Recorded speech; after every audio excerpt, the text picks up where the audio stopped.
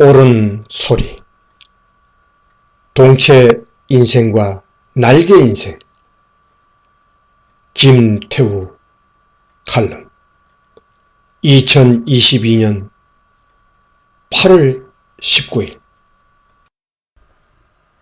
비행기가 이륙하는 것을 보면 동체가 공연히 거추장스러운 날개를 달고 힘들게 올라가는 것처럼 보일 때가 있습니다. 착시일 뿐입니다. 실제로는 날개가 양력을 발생시켜 동체를 들어 올립니다. 비행기에서 창밖을 내려다보면 발 아래 풍광을 가로막는 날개가 성가시게 느껴질 때가 있지만 다시 생각하면 그게 아닙니다. 날개가 공연히 시야를 가리는 것이 아니라 날개가 있어서 비행이 가능합니다. 동체에는 식사와 영화를 즐길 편안한 공간이 있지만 날개는 양력을 발생시키기 위해 혹한의 찬 공기와 부딪혀야 합니다. 세상에는 동체 안에서 편안하게 사는 사람도 있고 날개 역할을 하는 사람도 있습니다. 동체 인생들은 따뜻한 객실에서 식사와 수면을 즐기지만 날개 인생들은 양력을 만들기 위해 부단하게 날개짓을 계속해야 합니다. 자유민주주의 대한민국도 그렇게 날고 있지만 지금 양력을 잃어가고 있습니다. 비행기는 날개로 납니다. 사람이 공기의 고마움을 느끼지 못하듯 대부분의 국민은 자유를 당연히 주어진 것으로 여기며 그것을 지키기 위해 힘든 날개짓을 하는 사람들을 잊고 지냅니다.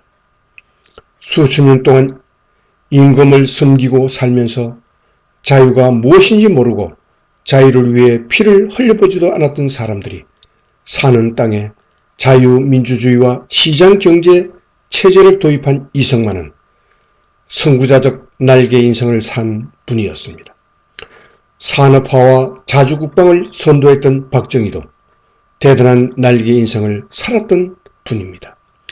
목숨 바쳐 나라를 지킨 장병들과 안보 역군들, 과로로 숨져간 수출 역군들, 창의력과 의지만으로 세계적인 기업을 키워 젊은이들에게 무수히 많은 일자리를 만들어준 기업인들, 생면부지의 나라에서 또는 열사의 사막에서 땀 흘리며 외화를 가득한 노동자들, 박봉에 시달리며 묵묵히 맡은 임무를 수행한 셀러리맨들, 세계를 돌아다니며 국위를 선양한 외교관들, 신기술 개발로 국가 경쟁력을 키운 과학자들, 코로나 바이러스와 싸우며 코피를 쏟은 의료인들, 국민을 선도하는 바른말을 해온 지식인들,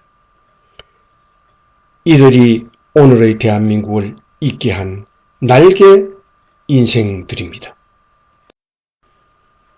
동체 안에는 열심히 날개 역할을 한 후에 편안한 노후를 보내는 떳떳한 동체 인생도 많지만 부자 부모를 만난 덕에 또는 기회주의 처신이나 한탕으로 호의호식하는 파렴치형도 많습니다. 이들 중에 혹한의 찬 공기를 맞는 날개가 있어 자신들이 편하게 지내고 있음을 고마워하는 이는 많지 않습니다. 날개들이 지켜주는 자유민주주의와 안보, 그리고 그들이 일구어내는 국위와 국가 경쟁력이 오늘의 번영을 가능하게 해주고 있음을 실감하는 이는 많지 않습니다. 비행기가 추락하기 시작하면 뒤늦게 혼비백산이 되어 아우성을 치겠지만 그때는 이미 너무 늦었습니다. 비행기는 양력을 잃고 실속하면 곧바로 수직 추락하기 때문에 그것으로 끝입니다. 오늘날 대한민국호는 양력을 잃어가고 있습니다. 우선 정치에서 자유민주주의를 수호하는 날개들이 사라지고 있습니다. 우파란 자유민주주의와 시장경제체제를 선호하는 사람들이고 좌파란 사회주의를 원하는 사람들입니다. 자유민주주의를 국가 정체성으로 삼고 있는 대한민국에서 보수란 과거의 전통과 가치를 중시하면서 필요한 변화를 받아들이는 사람들이고, 진보란 변화를 추구하지만 필요한 과거 전통과 가치도 존중하는 사람들입니다. 당연히 양자 모두는 우파이며 애국 세력입니다. 즉 자유민주주의 틀 내에서 더 좋은 나라를 만들기 위해 서로 다른 접근법을 가진 보수 우파이거나 진보 우파이며 자유민주주의를 흔들고 싶어하는 좌파와는 본질이 다릅니다. 그럼에도 오늘날에는 좌파들이 진보를 자칭하고 좌파 정당들이 스스로를 진보 정당이라고 부릅니다. 북한식 사회주의를 추종하는 종북 세력도 진보를 참칭합니다. 그래서 오늘날 진보 우파들은 선거 때만 되면 피아를 구분하지 못하는 혼란에 빠집니다. 미국과 유럽의 자유민주주의 국가들에서는 보수와 진보가 교도로 집권합니다. 좌파 정치 세력은 존재하지만 통치 세력이 되지는 못합니다. 일본도 그렇습니다. 중의원 465석 중에서 사회주의 이념을 표방하는 공산당 3인당의 의석은 고작 11석 뿐입니다. 이렇듯 자유민주주의를 국채로 하는 나라에서 자유민주주의 틀을 유지하는 범위 안에서 진보 우파와 보수 우파가 경쟁하는 것은 당연한 현상입니다. 하물며 공산군의 침략을 겪었고 지금도 곳곳에 좌파들이 또아리를 틀고 있는 한국에서라면 더욱 그래야 합니다. 그런데도 한국의 제도권 정치에서는 좌파와 무늬만 우파가 정권을 다투는 중에 진짜 우파가 실종된 지 오래입니다. 즉 좌파가 주도하는 정치 세력이 미사역으로 포장된 친사회주의적 법과 제도들을 양산하고 있지만 그들을 견제해야 하는 반대편은 체제 안보 위기를 못 본 채 하는 처세주의자들이 주도하는 정치 세력입니다. 국민이 선거를 통해 이런 정치인들을 걸러낼 수 있는 것도 아닙니다. 공천만 받으면 짝대기를 꽂아도 당선되는 지역 이념 대결 구도하에서 좌파 정치인들과 처세주의자들은 당내 세력만 유지하면 몇 번이고 공천을 받아 당선되어 거물이 되고 대선 후보도 될 수 있습니다. 이런 기현상 속에서 애국 보수와 애국 진보는 국정의 중심에서 밀려나 있습니다. 퓨리처 정신으로 무장한 날개 언론이나 날개 방송이 있어 나라를 지키는 것도 아닙니다. 좌성향 언론과 무늬만 우파 언론으로 양분되어 있으면 정치 지형과 흡사합니다. 무늬만 우파 언론들은 우파적 가치보다는 자사 이기주의를 우선시합니다. 아무리 좋은 담론이든 또는 아무리 큰 일이 벌어지든 사익과 상충한다고 판단되면 한 줄 보도도 거부하며 키우고 싶은 정치인을 위해서는 기꺼이 여론 만들기에 나섭니다. 정치화된 검사들과 이념화된 법관들이 여로에 남아있는 검찰과 법원이 체제를 지키기는 보루가 되어줄 것으로 기대하기도 어렵습니다. 교육이 날개들을 키워내고 있는 것도 아닙니다. 아이들에게는 이승만과 박정희의 과를 압도하는 공을 배울 기회가 없습니다. 이들에게 있어 이승만과 박정희는 부정선거 원흉이거나 독재자일 뿐입니다. 정권의 눈치를 보지 않고 바른 여론을 확산시키는 여론 주도층이 확고하게 구축되어 있는 것도 아니며 우파 시민단체들이나 지식인들이 좌파 정치를 견제하고 국민을 계도하는 힘을 가진 것도 아닙니다. 좌파 단체들은 돈과 힘을 가지고 좌파 언론의 집요한 지원까지 받지만 우파는 질이 멸렬합니다. 진보 우파들은 존재감을 잃고 있거나 피와 혼란 속에 좌파들을 편들고 있고, 보수 우파들은 이 거리 저 구석에서 풍찬 노숙 중이지만 이들을 하나로 모을 깃발은 보이지 않습니다. 그래서 많은 사람들이 대한민국 호가 언제 추락할지 모르는 지경에 이른 것으로 우려합니다.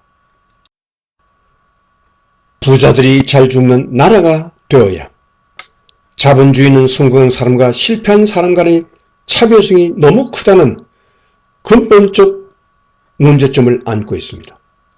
그 격차는 정부 정책만으로는 메울 수 없기 때문에 늘 정치적 뇌관이 되기도 합니다.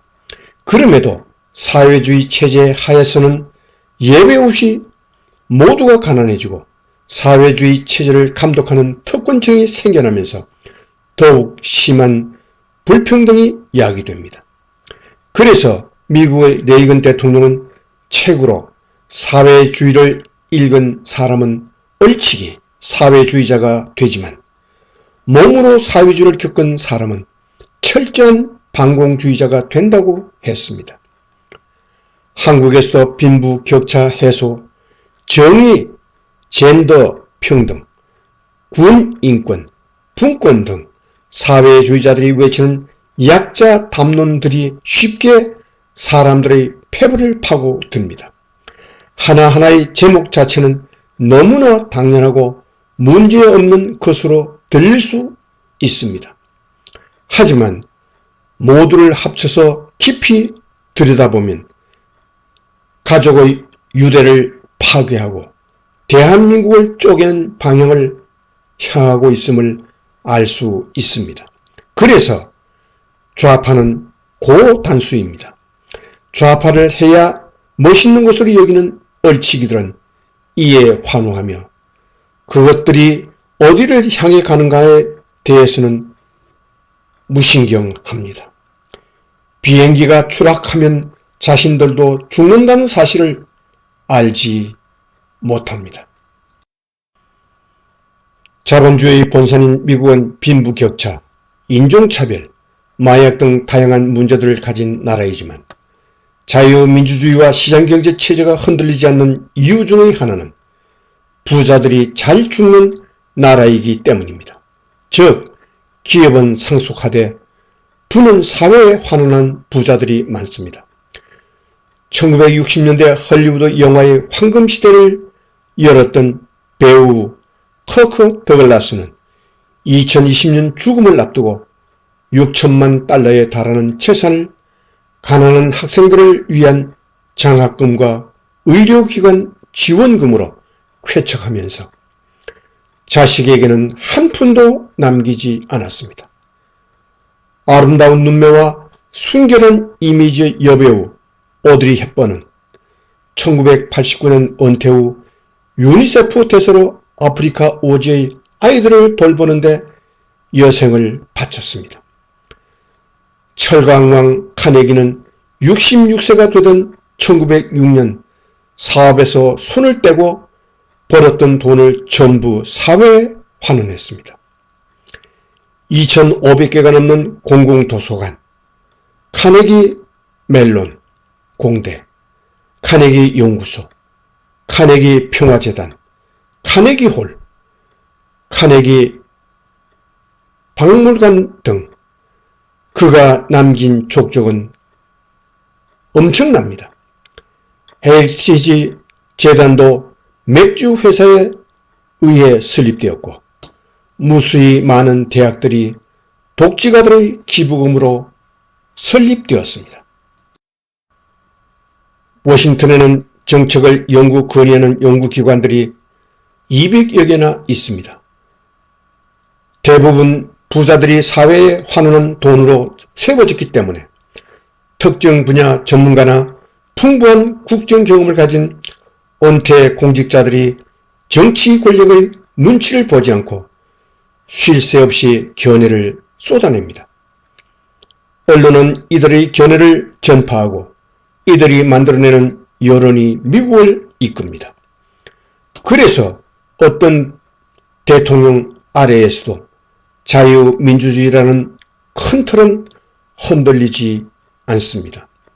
미국은 잘 죽는 부자들이 만들어내는 날개들 득택에 사회주의 사상의 발아주민 자본주의의 맹점들을 메워왔고 국민도 좌파의 유혹에 넘어가지 않습니다. 날개 정치도 날개 언론도 그리고 날개 여론 주도층도 없는 한국에서는 좌파 대통령이 등장하면 자유민주주의 근간은 속절없이 흔들립니다. 지난 5년이 그런 세월이었습니다. 한국에는 날개들을 키워내는 부자들이 많지 않습니다. 따뜻한 동체 안에서 자자손손 호강을 누리고자 절치부심하는 졸부들이 더 많습니다. 이들은 고급 룸사롱을 돌면서 황제 노름하기, 태국의 원정 가서 곰 발바닥 벗겨먹기, 홍콩 백화점에서 싹쓸이 쇼핑하기, 해외 원정 도박으로 수백만 달러 탕진하기 등은 그저 내 돈, 내 마음대로 하기일 뿐입니다. 어리석은 자야, 오늘 밤에 내 생명을 되찾아 가리라 라는 성경 말씀을 두려워하지 않는 사람들이 날개의 존재를 의식할 리가 없습니다. 부럽던 눈으로 북녘을 주시하는 초병들이 자신들의 불을 지켜주고 있음을 알 턱이 없습니다. 한국이 어떻게 열악한 안보 환경을 극복하고 10대 경제의 강국이 되었는지에 대해서도 관심이 없습니다. 졸부 기업들은 정권이 바뀌고 정책이 달라지면 크게 당황하여 사류 정치를 탓하지만 자신들의 흠집을 폭로할 수 있는 좌파 단체들에게는 입만큼 돈을 시사하여 그들을 부자로 만들어줍니다. 그러면서도 애국 보수 및 애국 진보 지도자들을 양성하여 자유민주주의 수호에 기여할 생각은 하지 않습니다. 당장 돈이 되는 것과 관련한 경제 관련 연구소들은 설립하지만 체제와 안보를 수호하는 석학들을 기르는 데에는 무관심합니다. 물론 한국에도 자유민주주의를 수호하는 일에 거금의 사비를 털어놓는 K 회장 같은 분들도 계십니다. 하지만 한국의 K 회장과 같은 부자가 몇이나 있을까요? 비행기는 두 날개로 납니다. 대한민국 호도 두 날개로 날아야 합니다. 자와 우라는 두 날개가 아니라 애국 보수와 애국 진보라고 하는 두 개의 우파 날개로 날아야 합니다. 그것이 헌법이 대한민국을 자유민주주의 국가로 명시하고 있는 이유입니다. 그래도 지금까지는 대한민국호의 비행을 계속하게 해준 날개들이 있었습니다. 왜군을 막아낸 이순신 제독은 조선을 구한 날개였고 다부동 전투의 영웅 백선엽 장군은 풍전등화의 위기에서 적화 통일을 막아낸 날개 군인이었습니다.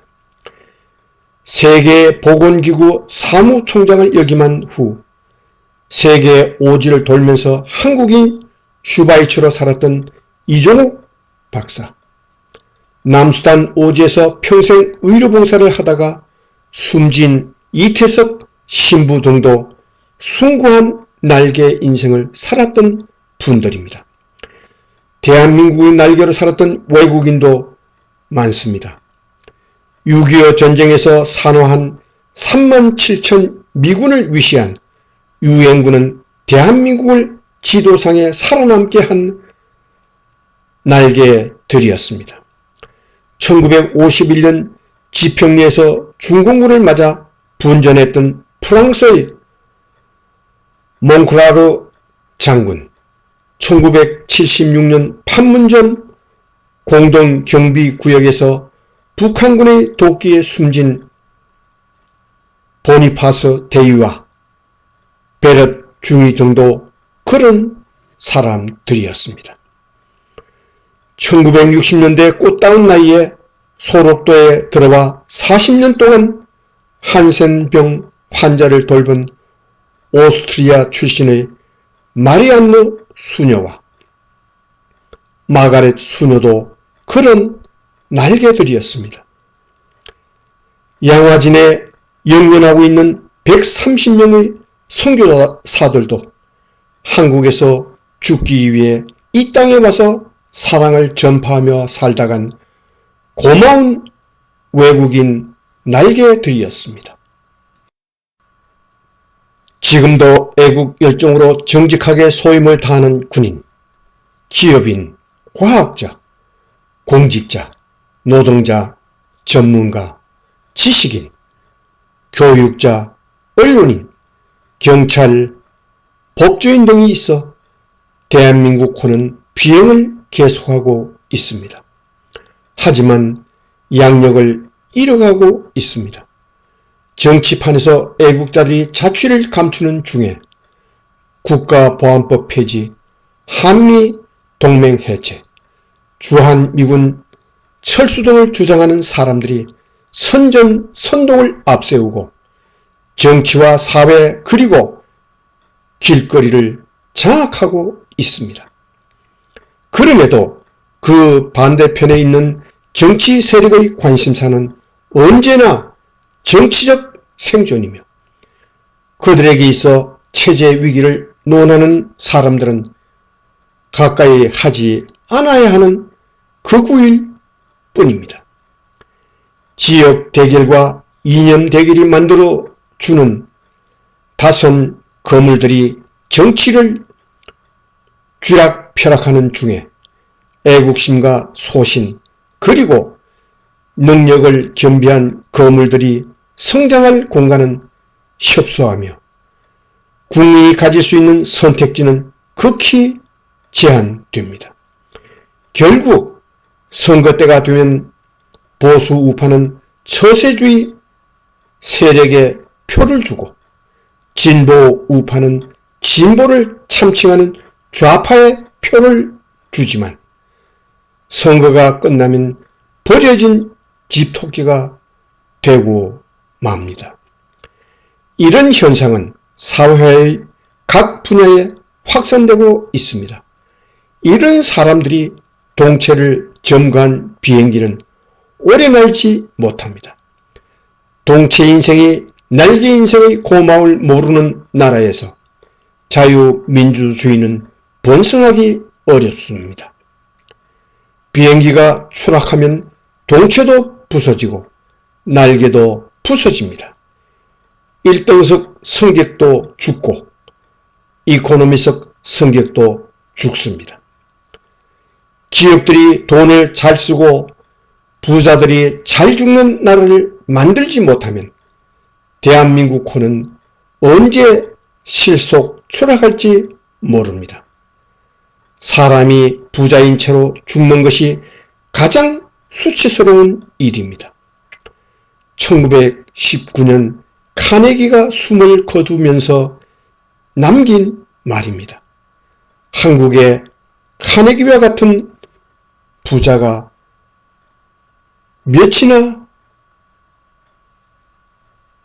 있나요? 김태우, 객원 칼럼니스트. 전 통일연구원장, 전 한국국방연구원 책임연구위원, 출처 펜 앤드 마이크. 이상 2022년 8월 21일 아침에 보내드린 옳은 소리, 동체 인생과 날개 인생이라는 김태우 전 통일연구원장의 명 칼럼이었습니다.